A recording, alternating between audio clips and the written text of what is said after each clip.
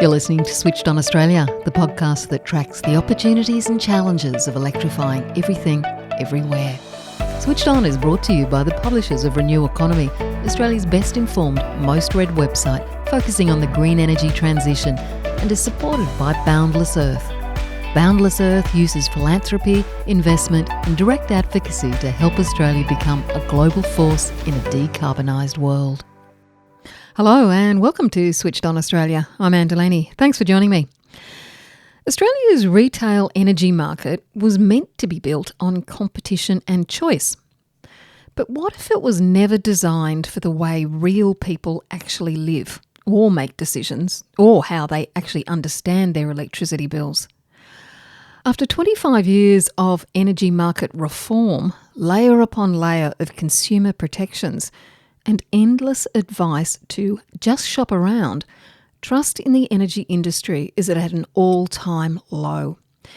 Electricity bills keep rising, complaints keep mounting, and many households feel trapped in a market they never asked to be part of, but can't opt out of.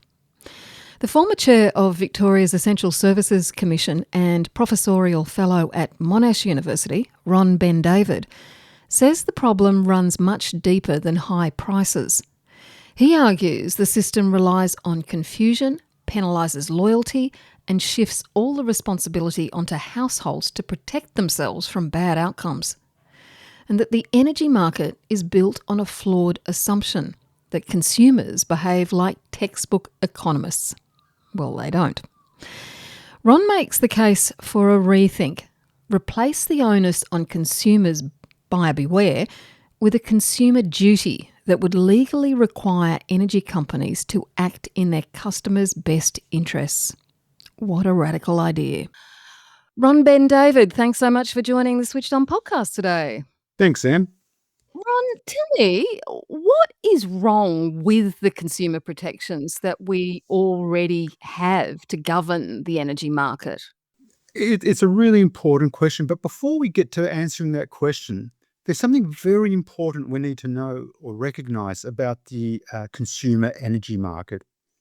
And that is, it's not an organic market. It didn't come into existence because a bunch of buyers and a bunch of sellers came together and decided on the terms of negotiation, on the prices and contracts, all that. No, this market came into existence because someone decided it should exist. Back in the late 90s and the early 2000s, laws were put in place, rules and regulations were put in place that created the market, and it put all of us into the market.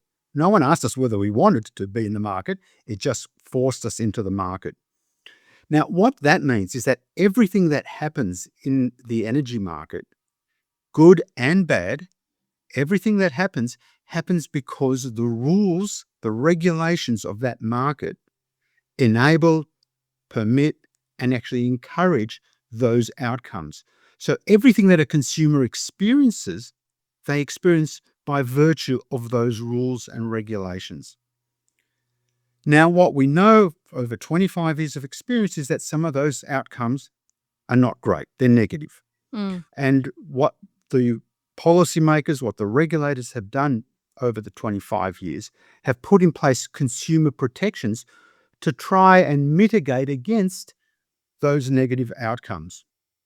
Now, I call that the first great paradox of the consumer energy market, because the question that I've been asking and no one's been answering is, why have we even designed a market from which we then need to protect consumers?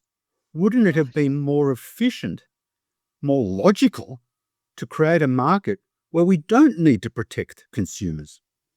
But because the design would be so good that they won't need protecting. That's Not right. that they won't actually need protecting. That's right, because we've designed the market for the consumers who are really out there, as opposed to the consumers who we would like to be out there. And one of the problems I presume that you're implying here is that, as we're trying to mitigate some of the problems and develop these protections, it's a bit like playing whack-a-mole. As something arises, we try and sort it out, rather than going back to first principles.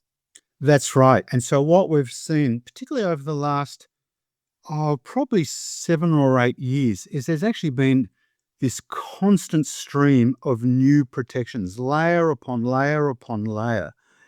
Um, and it's very hard to know which ones are doing what and whether they're even effective. Right. All we know is that they're just making the rules, the regulations, the entire marketplace even more complicated. So give me some examples of what impact that is having on consumers. Yeah, probably the thing to note is that it's not just about higher energy prices. Right? Prices have been going up for, quite a number of years now, but other prices have been going up as well. So, I eat Wheat Bix, right? Um, I know, too Well much, done. too much.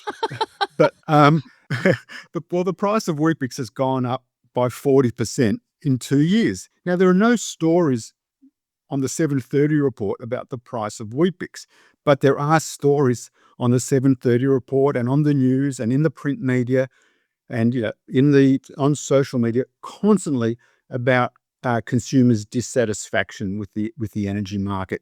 And so it's not just the price, it's the way they experience the market. It's Mm. how they're treated by their energy companies when they ring up, for example. But it's more than that. And I think the core problem is something that people call the loyalty tax or the loyalty penalty. And what that describes is a situation where if you're loyal, in quotation marks, to your company, in other words, if you don't shop around frequently, if you just stick with the same company, you don't ask any questions, what's very likely to happen is that over time, your price will be ratcheted up Mm. slowly. You may be notified of it, but we don't really pay attention. And then after 3, 4 years, we can find we're paying vastly higher prices than what we thought we were paying, simply because we were loyal. In other words, we didn't continuously shop around to try and get the best available deal in the market. And although governments are trying to encourage us to just change your provider, get a better deal, something like only 20% of us actually do that, and that's a problem. No, that's right. When I was the regulator a few years ago here in Victoria, I had a rule of thumb that 20 to 25% of customers shopped around every year or two.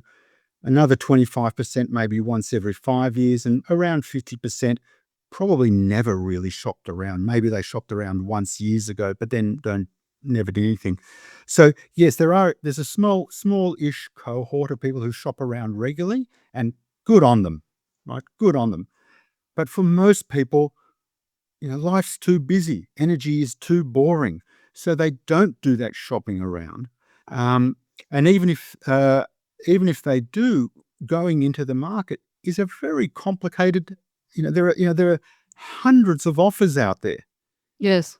Yes. for any given household, and navigating all of that might be straightforward for some people, but for many people that is not straightforward. The Australian Energy Regulator a few years ago did some analysis, which I'm fond of quoting, which found that 44% of Australians have literacy levels and numeracy levels considered to be below what is required to fully participate in society. So Mm. yeah, so almost half the population look at an energy bill or look at an energy website, and it doesn't really mean anything to them. Mm. Yet we're expecting them to be able to shop around in this incredibly complex market. As I've previously called it, a confusopoly, where you go out there and you're just bamboozled. And when you're bamboozled, what you tend to do, you tend to retreat and just not bother. And of Mm. course, the loyalty tax means you get taken advantage of. And we don't bother because we know that we actually need electricity. We need energy. So it's almost like that, we're stuck in this market. That's absolutely right. That's one of the main differences about energy compared to other markets. That yes, we might be able to shop around for a different supplier, but we can't not buy energy. Mm. We're effectively trapped in the market. Maybe the day will come when we can disconnect from the grid and we can all be self-sufficient, maybe. But for most people, in fact, for the overwhelming majority of people, that's not going to be an option for decades. Yes.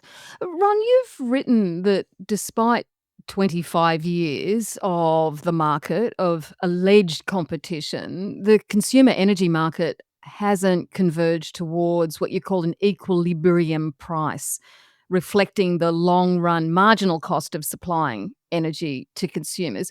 What I think you're basically saying is that Australia's retail energy market doesn't behave like a real competitive market.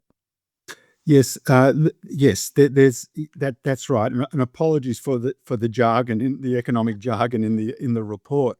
But if you speak to any of the old timers who were there back in the 90s, in the early 2000s, when this retail or this consumer energy market was being set up, they'll tell you that they didn't pay a lot of attention to it. It was kind of not an afterthought, but it was kind of the last bit of the reforms that they focused on. And they basically just designed the market simply assuming that if we gave consumers choice, then they would exercise that choice and that they would make the right, in speech marks, the right decisions, just like the undergraduate economic textbooks tell you consumers will do. Mm. Um, so one of the features of the market was this notion that we've been discussing, which is customers have a right to shop around. Now, Mm. no one's going to argue against that as a design principle. Yeah, of course, customers should be free to choose, uh, who they shop around in who they shop with in a market. But the flip side of that, this was the bit that was never really recognized. The flip side of that is it's also saying, hey, customer, if you're on a dud deal, that's your problem. It's Mm. because you failed to shop around. Even if the market is incredibly complicated, even if your literary skills, your numeracy skills aren't up to scratch, even if you don't have the time to shop around, if you fail to do that, bad luck if you're on a bad deal. Yes.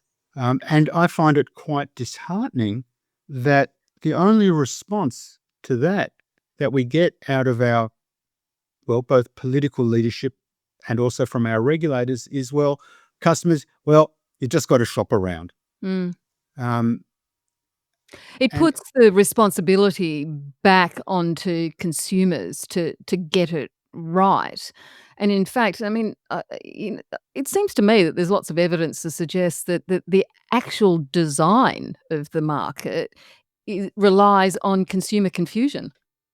uh, it's not that it relies on it. What the design of the market does is that it doesn't respond to it. It doesn't acknowledge it. And that's why over the past few years, as we've discussed, we've just got layer upon layer of consumer protections trying to somehow mitigate these negative consequences for customers. But it's still, even with all those protections, it's still up to the customer. There's a principle in law, in economics of, caveat emptor, buyer beware. And that is still the fundamental principle of the market, that consumer, it's up to you. And if you Mm. don't shop around, well, bad luck. Mm. And in fact, because the market is getting even more complicated and we've got distributed energy resources, etc., which the industry is responding to and, people want, it's getting even more complicated, isn't it? Yes, that's absolutely right. So the energy transition, is a wonderful thing. It's giving people new options that, when I was a regulator, like about 7 years ago, I finished up. Some of these options, like household batteries, that was still science fiction even 7 years ago. Mm. Certainly, solar was, starting to really take off in the market. Um, but batteries, electric vehicles, home energy management systems, all these things just weren't there yet. Today, they are becoming very much a part of the market. But as you said, Anne, that just means there's even more decisions, more complicated pricing structures that customers need to contemplate. And Mm. it just becomes so confusing. Yes. Now, the Australian Energy Market Commission, the AEMC, has published a draft of a report that it's calling Pricing Review for a Consumer Driven Future, which sounds promising. And that was just late last year. They snuck it in. Uh, In your view, does that in any way address some of the problems with the market that you've been outlining? Yeah, that review's been underway for about 18 months, and I have to say that I'm really quite disappointed with the Commission's draft report, which, as you said, was released in December late last year. Look, there are a number of reasons why I'm disappointed. It's based on, or it makes 6 key recommendations, and if you have a look at those recommendations, in fact, most of them, there's nothing new in them. They've been around for years. Mm. Um, and what the AMC's report hasn't done is really explored them any further. What would be the consequences of these recommendations if they were implemented? How would they affect consumers? Which consumers? Would it be, would some consumers benefit, but some consumers, you know, Mm. incurred some detriment? They've done none of that. They haven't looked at the options. They've done no sort of assessment. My second concern with the report is that it's what I call, it suffers from an optimism bias. It just cheerfully assumes that all these ideas will work exactly as the Commission thinks they'll work. It fails to ask what could go wrong and what happens if things don't quite work out the way the report expects them to work out. And of course, what's the impact going to be for everyone, for Well, give me an retailers, for consumers? give me an example or a couple of examples of some of those recommendations which you have a particular problem with. Yeah, so probably the two most significant recommendations are about reforming the way network tariffs are set. And the report really just asserts that if we create more freedom in the way network tariffs are set, so that networks can basically create tariffs that allow retailers to create new products, that will self-evidently create benefits for customers. And I don't think that is at all self-evident. What No.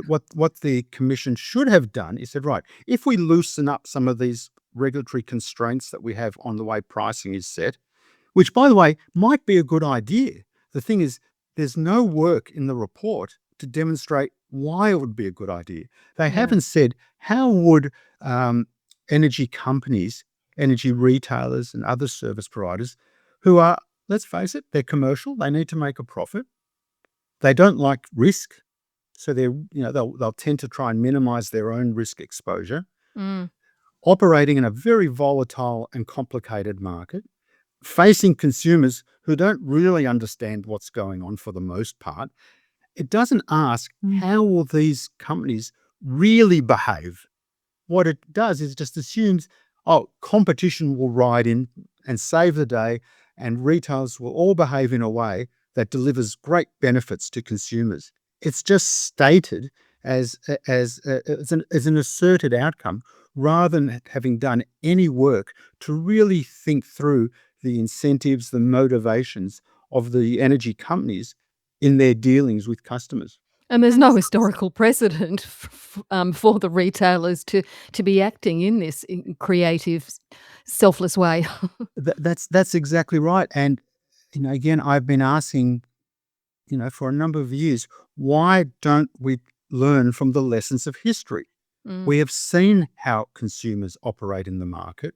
We have seen how retailers operate in the market. Why don't we factor that into our thinking going forward? We just seem to think that if we unleash competition, when I say we, I mean the Commission just seems to think that if we unleash competition, it'll iron out all the bugs. Mm. When history shows that over the past 25 years, it hasn't ironed out the bugs. And in fact, it's often added to the number of bugs in the market. Yes. So, Ron, let's go back to your fairly provocative statement near the beginning that we need a system where we don't need consumer protection. I want to know more about that now that we've outlined some of the problems with the market. You've argued for some time that we need a consumer duty for energy consumers. And you're in a position to know, given your role as the former chair of Victoria's Essential Services Commission, where you oversaw several reforms to deliver better services for consumers. And it does seem that the government might be listening. They'll be bringing out a discussion paper, we hope, quite soon. What's the main thing that you want this consumer duty to deliver, and how would it alleviate some of the problems that you've been outlining? The main thrust of a consumer duty, or you could call it a best interest obligation, is to say, caveat emptor, buyer beware, hasn't worked to deliver the market that everyone thought it was going to deliver. Let's just Mm. acknowledge that fact. The market is not operating the way people pictured it 20 or so years ago. And so the reason for that is because consumers don't act the way that people pretended they would act 25 years ago. So consumers are not good at making the sort of ideal economic decisions that the theory underlying the design of the market assumes. So what I'm arguing is, all right, we need to go back and rethink, replace, in fact, that fundamental principle of it's up to the consumer to do all the shopping around. And whatever ends up happening, well, good luck or bad luck to the consumer. What I'm arguing is that under a consumer duty, the retailer or the service provider has an obligation to make sure that they're acting in the customer's best interests. So when you, as a prospective customer, ring up one of the energy companies, they've got to make sure that the deal they put you on is really the deal most suited to you. No point in putting you on a deal that doesn't satisfy or at least reasonably align with your life circumstances.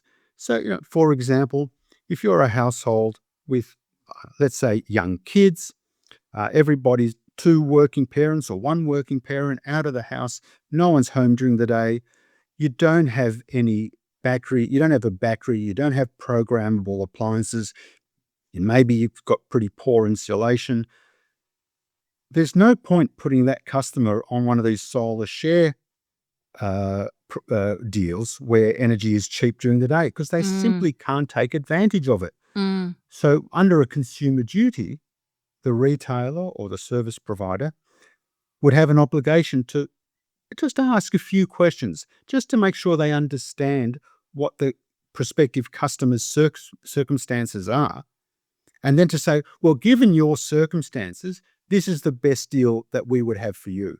Rather than just saying, here's the best deal for you because, basically it makes us the most money. Yes.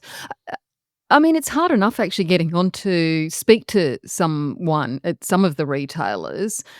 What you're suggesting is a, reasonably lengthy conversation to really fully understand what a consumer needs. Are you anticipating this might be done through chatbots and AI?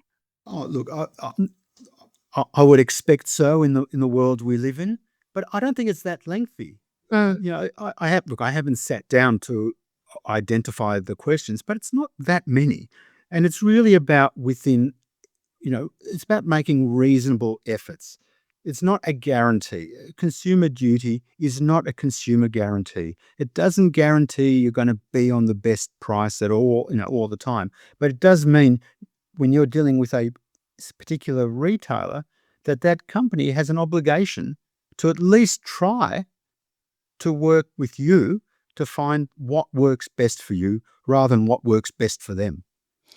Yes, which is a total paradigm shift, isn't it? Because the retailers are really only interested in making money. I mean, essentially. It is tricky though, isn't it? Because How do we ensure that they are delivering the best for customers? How do we enforce that? How do we also, in a world where consumers actually change their minds about what they need and what is in their best interests? No, absolutely, absolutely.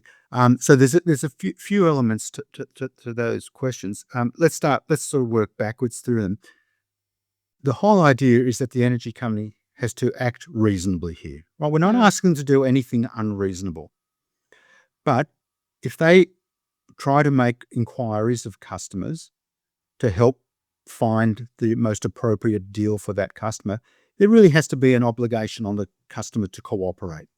If the customer is unwilling to cooperate, then we can't reasonably expect an energy company to be able to work out what's the most appropriate arrangement for that customer. mm, So that's the first thing. Um, in terms of enforcement, you're absolutely right. Duties are quite hard to enforce, but that doesn't mean they're impossible to enforce. We have them throughout the economy in other places, sometimes by law, but also sometimes just by practice, by convention. Doctors have a duty to their patients. yeah. Mortgage brokers or financial planners have an obligation to act in the best interest of their clients. This idea of a duty is not new, and we can learn from those other sectors. But I've also said that, all right, this is going to be tricky, and we might need to spend some time, like a transition period, learning by doing. We don't have to solve all the problems from day one.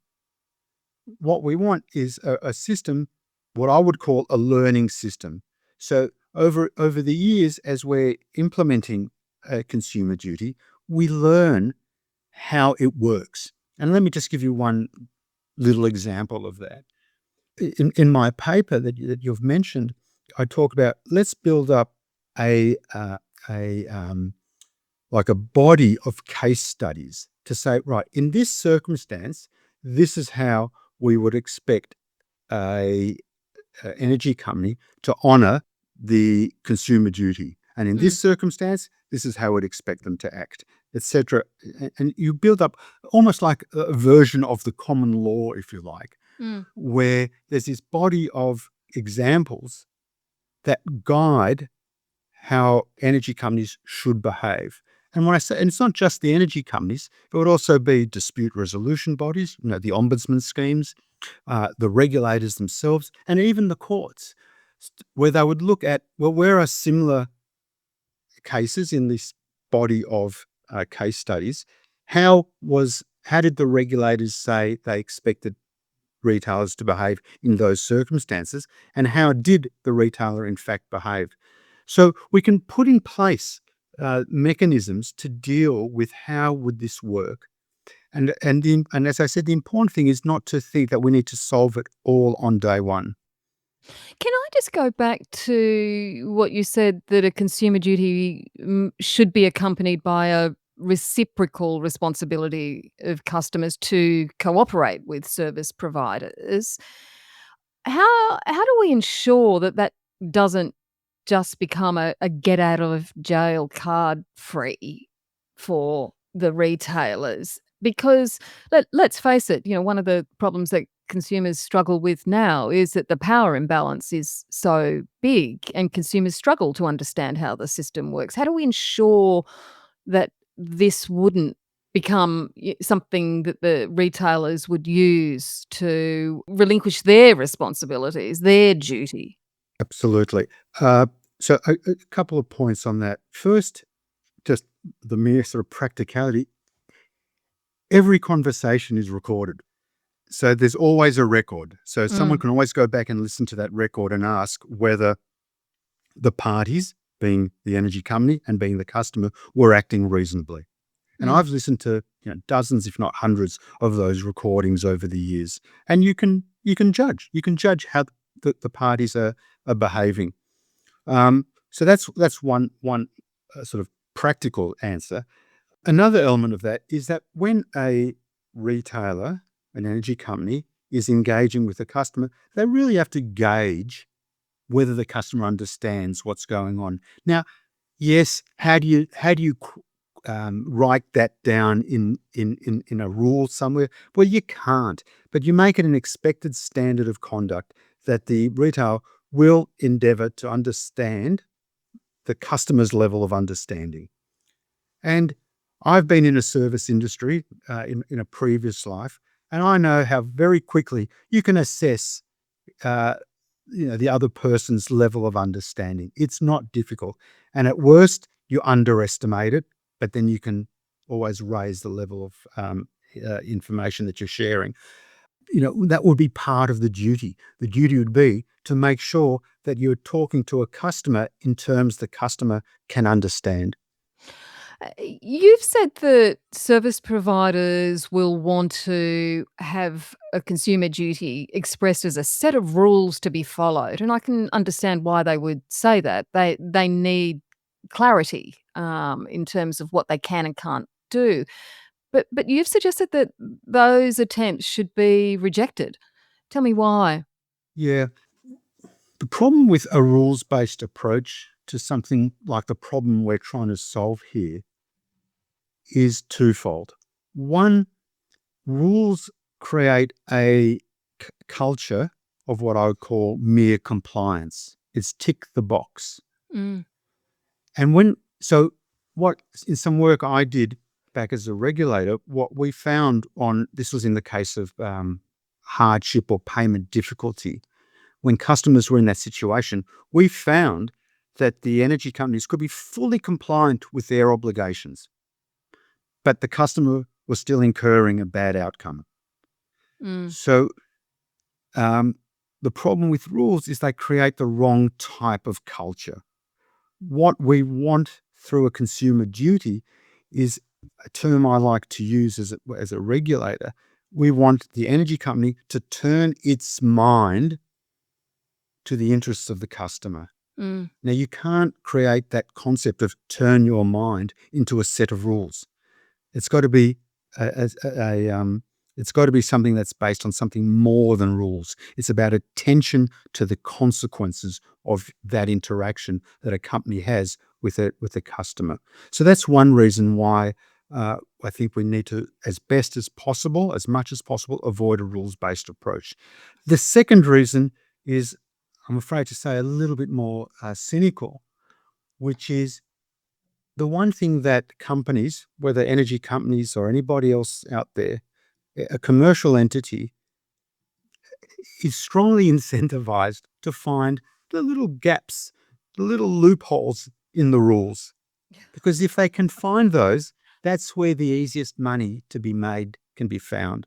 Yeah. Now, I don't say that judgmentally. It's just the incentives created in a commercial environment. Find the gap in the rules, find the loophole, because that's the easiest place to, as I say, make money. Um, so if we accept that as a reality, and it's actually one we can't avoid, it's something that sometimes is called the regulatory game. Regulators put in place rules and regulations. Companies find a way to get around them. So then the regulators put in place more rules and regulations, and the game just keeps going. And I know that sounds rather cynical, but it's just the truth. It's the truth of commercial incentives clashing with regulation. It's just what happens.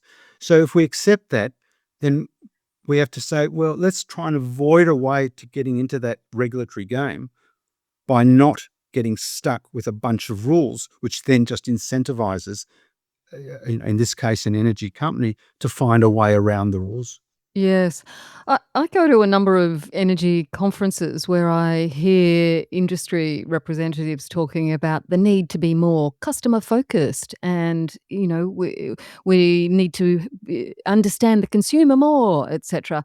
And some of that appears to me like rhetoric. Some companies, they are delivering, I think. But do you think that we need this consumer duty going forward into the future with the energy transition, if consumers are really going to protect themselves from what potentially can happen? Is this the best, perhaps the only way forward? It's not the only way forward. There are other ways forward. And I've certainly written about those and made submissions to the Australian Energy Market Commission about those. But I think a consumer duty is a minimum first step. I think we need whatever else we do in this energy market. And as I said, it's a designer market. It only exists because someone is designing it for us, that being the Energy Market Commission. Then we have to address this one-sided obligation, i.e. the obligation being solely on the customer. We need to fundamentally redesign the way that market works to say, you know what, it's a shared responsibility.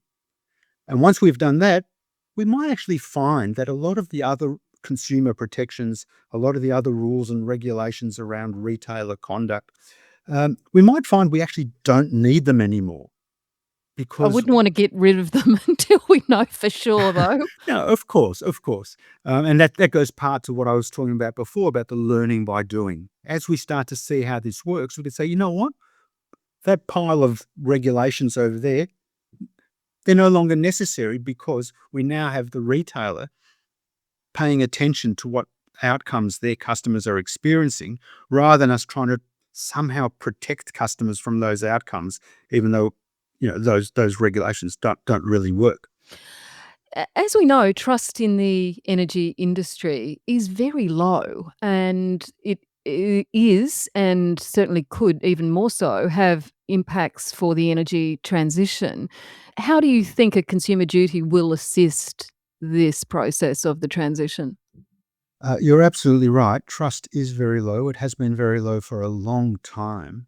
And as you said in a previous comment, I've been going to those energy conferences just like you, and listening to energy companies bemoaning how nobody trusts them. And what motivates me to write is I'm not a consumer advocate. I'm not out here arguing for consumer rights in the way that other advocates do and do a very good job at doing it. What I'm arguing is that we need a market that consumers can trust, that consumers believe is fair, is reasonable. Because if they don't believe that, we're going to endanger the whole energy transition.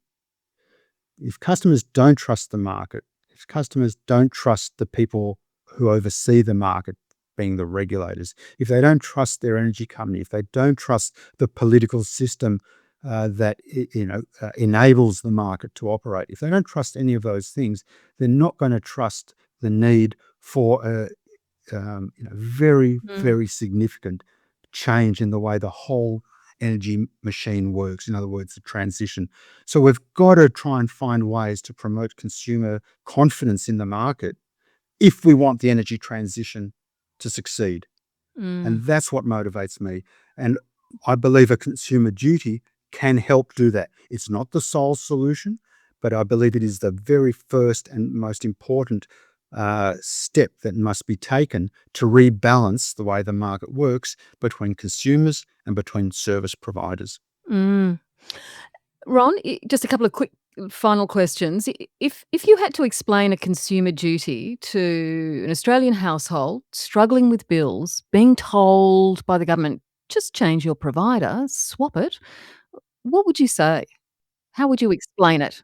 Uh, I- that's a really good question. I think I would just say to people, look, when you ring up your company, they're going to ask you some questions because they now have to work with you to try and find you the best deal that they can offer. So work with your company, and that will make sure that they can provide you what you need and what you need at the cheapest, most affordable price. Mm. That's the way I would explain it. I don't think it goes much beyond that. We can get into all the technical jargon, but I think for most people, that's what they need to know. And if we implement a consumer duty, what would you like this market to look like in 2030 or and beyond? Yeah. Well, I think it goes back to that earlier question about trust and confidence. People would feel like, hey, this retailer isn't just out there to do me over as soon as I'm not looking, but they would feel that, someone is looking out for my interests here. And I think, in a funny sort of way, I think the measure of success would be that all those news stories, on the 7:30 report, on current affairs, on Channel 9 News, in the print media, just would stop. That, right? That would be the measure of success, Right.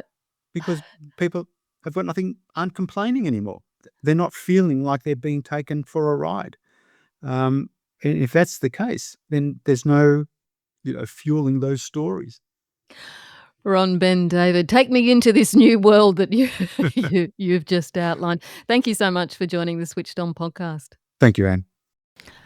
And Ron Ben David is the former chair of Victoria's Essential Services Commission and professorial fellow at Monash University. The federal government is expected to release a discussion paper on a consumer duty for energy customers as part of its review into whether Australia's current consumer protection framework is still fit for purpose. And we'll soon see whether it takes on board some of Ron Ben David's ideas about what a fairer, more trustworthy energy market could look like. That's all for this week. I'm Anne Delaney. Thanks for listening, and I hope you can join me next time.